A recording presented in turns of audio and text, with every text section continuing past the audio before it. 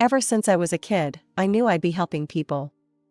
Growing up, every time I patched up a scraped knee or helped soothe a fever, it felt right. I'm Anna, by the way.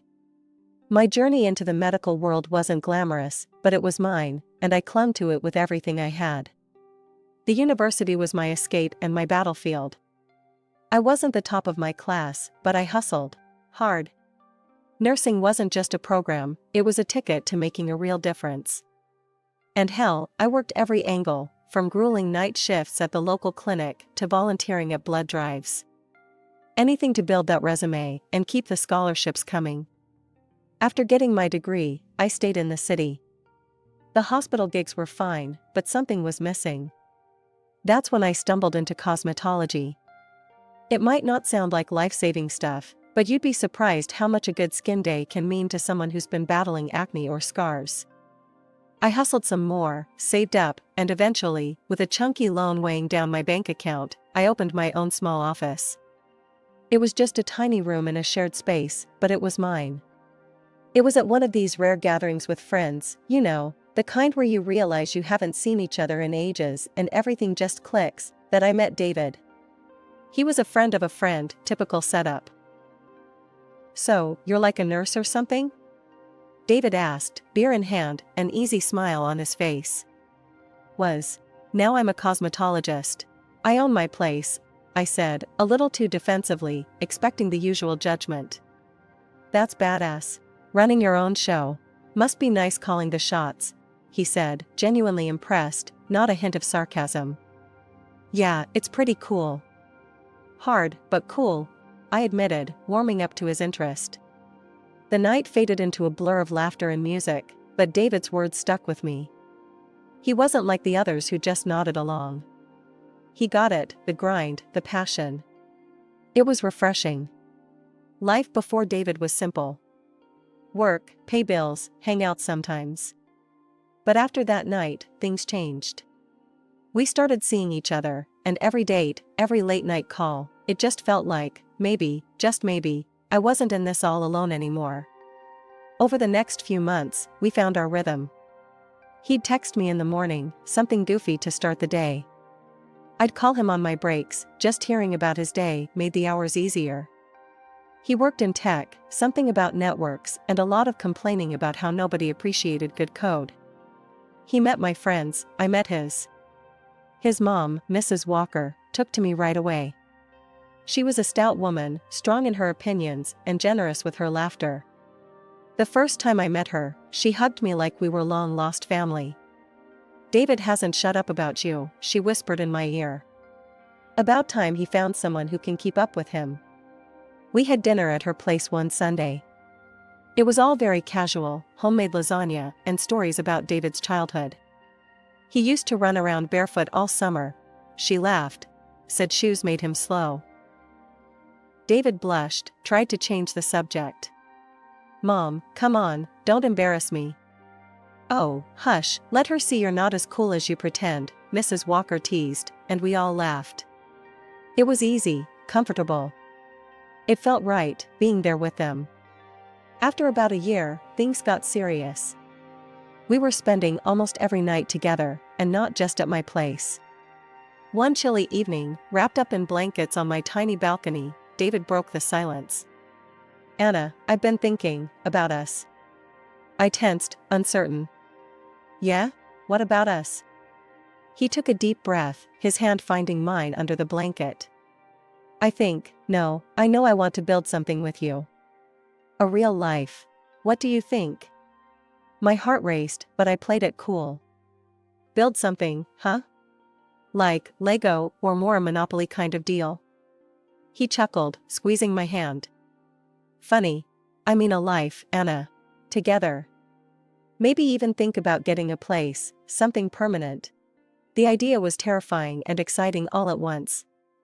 "I'd like that," I admitted. A lot. So, we started planning, dreaming really. It wasn't just about moving in or the next few years. We talked about everything: kids, careers, buying a house. He proposed not long after that night, nothing fancy, just us, which was perfect. "Marry me, Anna." Let's do this for real. In a small, candlelit room, with the curtains drawn and rain tapping softly against the window, I said yes. It was the easiest yes I'd ever said. The wedding planning started soon after. Mrs. Walker was a godsend, knowing just who to call, what to book, making it all seem easy. You just worry about being happy, I'll handle the stress, she insisted, and I let her, grateful for her support. It was simple, but perfect. A small ceremony, our closest friends and family, and an air of hope around us. As I walked down the aisle, seeing David there, waiting, I felt like everything was falling into place. He grinned, that lopsided grin that made me fall for him, and I knew, no matter what came our way, we'd handle it. Together. David moved into my apartment, the one I'd been renting since my cosmetologist days were just a dream. We unpacked, merged our books and dishes, and figured out whose art got wall space. It was cozy, happy chaos. The first few weeks, we'd sit at the little dining table with our laptops and piles of bills, making budgets like some kind of grown-up team. I'll handle the groceries and utilities, David offered one evening, his eyes serious as he typed out a spreadsheet. I nodded, scribbling on a notepad. And I'll keep smashing at this loan. The sooner it's gone, the sooner we can think about a house. And, maybe kids. Even saying it felt big, full of possibilities.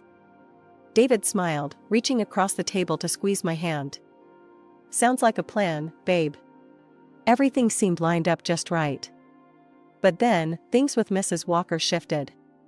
She'd been like a second mom during the wedding prep, but suddenly, I was out of the circle. No more Sunday dinners, no calls. When I asked David about it, he'd shrug, looking uncomfortable. She's got her moods, Her health isn't great these days. Maybe give her some space, he suggested one night when I brought it up after another missed call. I wanted to dig deeper, but the wall in his eyes told me to leave it. So, I dropped it. Maybe it was easier, not pushing. A year into our marriage, though, another crack appeared. David's steady support began to wane. Bills piled up on my desk, and his contributions dwindled to nothing. I found myself covering everything, from rent to the electric bill. Babe, what's going on? I finally confronted him one evening, bills in hand. This is the third month you've not chipped in. David looked away, tension in his jaw. It's my mom. She's really sick, Anna. Hospital bills, medications, it's a lot. I've had to help out. Okay, I get family first, but we're supposed to be a team. You should have said something, I snapped, feeling both worried and betrayed. I know. I'm sorry, babe. Just, can you handle things for a bit longer? I'll make it up to you, I promise. His voice was earnest, pleading. So, I tightened our belts. I called my parents, hating every minute of it. Mom, Dad, I hate to ask, but could you help out a little this month? Just until we get back on our feet. They said what they could, never asking if David was pulling his weight. I didn't have the heart to tell them he wasn't.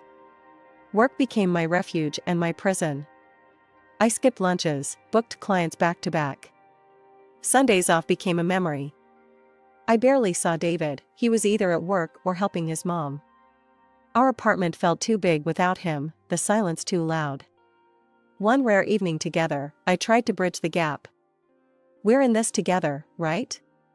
Tell me what's going on, really. David, looking worn and thin, just shook his head. It's just really bad right now. Mom's fading, and I can't think beyond that. I nodded, swallowing my frustration. Okay, but remember, I'm here. We're supposed to do this together. Over a year had passed since David started shifting all his financial responsibilities onto me.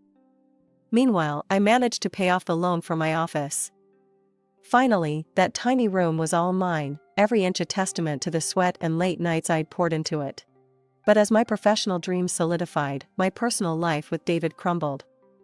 Money, or the lack of it, became a constant shadow over us. He'd promised things would get better once he took on a second job, but if anything, they got worse. David was never home, and the few bucks he contributed might as well have been pennies thrown into a well. One night, when I heard the door creak open way past midnight, I couldn't hold it in any longer. I sat at the kitchen table, bills and overdue notices spread out like a deck of bad luck. "David," I started, my voice tight. "We need to talk. This," I waved at the pile, "isn't sustainable." He sighed, a deep, weary sound, and sank into the chair opposite me. He looked as run down as I felt. "I know it's tough, Anna, but I'm doing everything I can. Mom's bills are they're killing me." "And what about us? Our bills?" I shot back, frustration spiking. "When is it going to be enough, David?" David looked at me, really looked, and for a second, I thought he might finally understand. But then he dropped the bomb. Maybe we could sell your office? Just until things stabilize. It would give us some breathing room." I stared at him, disbelief and anger swirling into a nasty knot in my stomach. "Sell my office? My dream? That's your solution?" I stood up, pushing my chair back so hard it screeched against the tile. David flinched, but pushed on. "It's just until we get back on our feet. I'm out there busting my ass every day and night, Anna." "And what? You think I'm not?" My voice rose, sharp and raw. "I built that business from nothing while paying half our bills on my own. And you want me to just give it up?" He stood too, anger flashing in his eyes. "Then what do you want me to do? Huh? Let my mother starve? That's not fair, and you know it." I was yelling now, too far gone to care about keeping it together. "I want a partner, David, not just a roommate who leaves me to handle everything alone." We glared at each other, the air between us thick with unsaid things and regrets. Finally, David turned and walked away, the conversation unresolved, leaving me standing there, feeling more alone than ever. Our fights became frequent, each one chipping away at what was left of our marriage. Every discussion about money ended in raised voices and slammed doors. I began to wonder if the man I married was still there, somewhere beneath the stress and the desperation. It was an unusually quiet Tuesday when I decided to head home early after a client canceled last minute. I wasn't too upset about it, the extra time gave me a chance to catch up on some much-needed rest. Pushing open the door to our apartment, I was surprised to find David frantically ironing his black suit, the one he only wore to weddings or funerals. The sight stopped me dead in my tracks. "David, what's going on? Why are you all dressed up like that?" My voice echoed slightly in the hallway, tinged with confusion. He jumped a little, clearly not expecting me. His face went pale, then flushed, a clear sign he was nervous. "It's my mom, Anna. She passed away last night. There's the funeral tomorrow." The news hit like a sucker punch. Despite everything, Mrs. Walker had been like family to me once. "Oh, David, I'm so sorry. I'll come with you, of course." "No." His response was sharp, slicing the air. She didn't want you there, Anna. Her last request. She said she never really liked you." His words were blunt, cold even. I recoiled as if slapped, my heart thumping painfully in my chest. Okay. If that's her wish." It hurt, more than I expected, but I swallowed the lump in my throat and nodded, stepping away to hide the hurt. David didn't say anything more. He just went back to his ironing, leaving me standing there, a mix of grief and confusion swirling inside me. That night, I lay in bed, thoughts racing. Something didn't sit right with me. Mrs. Walker and I had our differences, but this seemed too harsh, even for her. The next morning, I watched from the window as David left, dressed in his suit, looking every part the grieving son. Once he was gone, I made a decision. I rescheduled my appointments and drove to Mrs. Walker's house, expecting to find a gathering of some sort, maybe just the tail end of it. But the street was quiet. Too quiet. Her house looked just like any other day, no cars lined up outside, no signs of a wake. Confusion led me to the front door, and on impulse, I rang the bell. The door swung open, and there she was, Mrs. Walker, very much alive, staring back at me with wide eyes. My heart stopped, then started at a sprint. You're alive?" She took a step back, her own face a mask of shock. "Anna? What on earth, why would you think otherwise?" David told me you were." The words tangled in my throat, too surreal to voice fully. "Dead?" She finished for me, her brow furrowing in confusion and concern. "My God, no. Come in, Anna. We need to sort this out." Numbly, I stepped inside, the familiar smells of her home wrapping around me like a bewildering comfort. We sat at her kitchen table, the same place we'd shared many cups of coffee. "I don't understand." "He said there was a funeral today. He was so upset." My voice trailed off as I pulled out my phone, the need to confront David growing urgent. But just as I was about to dial, my phone buzzed with a notification. David had started a live stream on Instagram. Curiosity overpowered everything else, and I clicked the link, my fingers trembling. There was a live broadcast of the funeral. But who was in the coffin if David's mother was sitting next to me? We needed to find out the truth, so we went to the funeral, finding out the exact address in one of the comments. As we drove, I couldn't help but replay the last few years in my mind, trying to piece together the deception. "So, he told you I didn't want to see you?" I asked, turning to look at her as she focused on the road. "Yes, and I believed him. And all this time, I was sending him money because he told me you were struggling with debt, that creditors were after you," Mrs. Walker explained, her voice tinged with hurt. I shook my head, feeling the weight of missed connections. "That's not true. He told me you were sick, and that you didn't want anything to do with me. He said visiting would stress you out.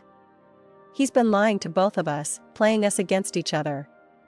We drove in silence for a while, each lost in our thoughts, until we reached the cemetery. It looked exactly like you'd expect a place of mourning to look, somber, quiet, with people dressed in black milling about. We parked a little distance away, not wanting to draw attention to ourselves. As we approached, we stayed on the fringes, close enough to hear, but far enough to remain unnoticed. I spotted David, standing beside a grave with a group of people I didn't recognize. They were all consoling him. Curious and cautious, we edged closer to some of the attendees who looked less involved. Mrs. Walker nudged me, and I cleared my throat before speaking to a somber-faced woman standing nearby. "Excuse me, I'm so sorry for your loss. We just heard and came as soon as we could. May I ask who passed away?" I kept my voice low, respectful. The woman looked at us with sad eyes. "Oh, thank you. It's my niece, poor thing. She fought long and hard against her illness. A year of marriage and now this tragedy." My heart stuttered. "Your niece was married too?" She nodded toward David. "Yes, to that young man there. They were so in love. Heartbreaking." The pieces clicked, each one a betrayal. I felt Mrs. Walker stiffen beside me, her breath catching. "He's been living a double life," I said, the words tasting foul in my mouth. Mrs. Walker covered her face with her hands briefly, before looking at me, her eyes fierce. "We can't let him get away with this. Not only has he lied and cheated, but he's also played us for fools. Let the funeral end, see where he goes, who he talks to." So, we waited, hidden in plain sight among the mourners, watching as David played the grieving husband. It was a performance worthy of an award, and under different circumstances, I might have applauded the sheer audacity of his deceit. After the funeral, Mrs. Walker and I slipped into her car, keeping a low profile as we trailed behind David and the grieving parents of the woman he claimed to love. They drove to a large, beautiful house, its door standing open. We parked a bit away and walked up quietly, unnoticed in the chaos of guests and condolences. Stepping into the house, the murmur of voices from the living room guided us. We hovered just out of sight, catching the tail end of a conversation that made my blood run cold. "He's like a son to us now," the deceased woman's father was saying, his voice thick with emotion. "And we've decided, in light of our daughter's passing, to leave him everything, the house, our business. It's what she would have wanted." David's response was choked, a sob breaking through. "Thank you. I've lost my parents years ago, And having a family again means everything to me." Suddenly, Mrs. Walker couldn't contain herself any longer. She burst into the room, her voice a sharp crack in the solemn atmosphere. "When exactly did I die, David?" The room fell silent, all eyes snapping to where we stood. David's face went from grief-stricken to ghostly pale, his eyes wide with shock. I followed Mrs. Walker in, my own anger bubbling over. "Yeah, David, what's going on? How could you marry again? Did you forget you already have a wife?" The parents of the deceased woman looked from me to David, confusion turning to horror. "What is she talking about, David? Married? To her?" David stammered, his earlier composure crumbling under the weight of his lies. It's not like that. I can explain." "Explain? Explain how you've been lying to us all this time?" The father's voice boomed, his initial kindness curdling into fury. David's desperation was palpable as he turned to the parents. "Please, you have to understand, I was going to fix everything." Mrs. Walker snorted, disbelief and anger etching her features. "By faking your mother's death? By marrying another woman while your wife is still around?" David looked at me then, his eyes pleading. "Anna, I'm sorry. I got into some trouble, some really bad debts with dangerous people. I thought I could fix it before it got out of hand." The deceased woman's mother finally found her voice, her grief morphing into outrage. "Get out of our house. We will be calling our lawyers. You will give back every single penny." On the front lawn, as David was escorted out by the father, Mrs. Walker turned to him, her voice cutting through the crisp air. "I don't ever want to see you again. You are no son of mine." David collapsed to his knees on the pavement, crying out, "Please, don't leave me like this. They'll kill me. I just need a chance to make things right." I watched, numb, as he reached for us, his tears leaving trails on his cheeks. But there was nothing left to say. I turned away, the final shred of any affection I might have had for him withering in the harsh light of his deceit. The morning after David's deception unraveled before the world, I was sitting across from my lawyer, a steely-eyed woman named Sharon who had come highly recommended. "So, you're telling me he forged my signature on divorce papers?" I asked, still grappling with the breadth of David's betrayal. Sharon nodded, her lips a thin line. "Exactly. And it was this forgery that allowed him to marry again legally. We've got a clear case for fraud." By the afternoon, I was at the police station, recounting everything to a sympathetic officer who promised they'd take it seriously. True to their word, the wheels of justice spun faster than I'd expected. David was conditionally convicted of document forgery within weeks. During this whirlwind, I also demanded financial restitution for the years I'd unwittingly supported his double life. Between my claims and the lawsuit filed by the parents of his second, late wife, David's facade of a successful, if secretive, life crumbled spectacularly. He did pay, both financially and morally. With his assets liquidated to cover the settlements and his reputation in tatters, David fled the country, chased by the debt still snapping at his heels. With the money I received, I poured my energy into expanding my cosmetology office. New equipment, a fresh coat of paint, and 2 new hires later, it felt like I was finally rebuilding from the ruins David had left behind. In the midst of the chaos, a new, unexpected chapter of my life began. I discovered I was pregnant. The news brought a whirlwind of emotions, fear and joy inextricably linked. But when Mrs. Walker heard, her reaction was nothing but supportive. "Anna, this is wonderful news. Say you'll let me help, let me be a part of this child's life. Heaven knows, after everything with David, I need something good to focus on," she assured me over the phone, her voice warm and unwavering. Mrs. Walker not only supported me but went so far as to include me and my future child in her will, making us her sole heirs. It was more than I could have ever expected, and it solidified our bond, forged not by blood but by shared trials. We often spent afternoons together, planning for the future, discussing how we'd decorate the nursery, and talking about what we'd teach the little one. The betrayal that had brought so much pain had also brought unexpected gifts, and I found solace in that silver lining.